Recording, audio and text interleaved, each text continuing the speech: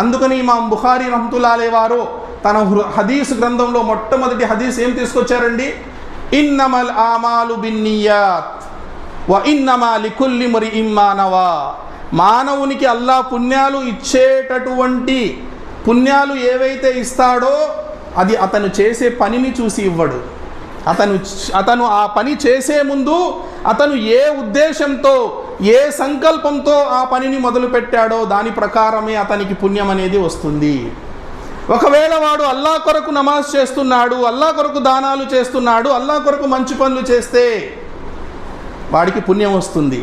అలా కాకుండా ఇతరులకు చూపించడానికి, ఇతరుల్లో గొప్ప దాత అనిపించుకోవడానికి, గొప్ప ధార్మికవేత్త అనిపించుకోవడానికి, లేక ఇంకా వాడు గొప్పవాడు అనిపించుకోవడానికి మంచి పనులు చేస్తే వాడికి ఆ పేరు వస్తుంది కానీ పుణ్యం రాదు. పైగా అది షిర్క్ అవుతుంది. షిర్క్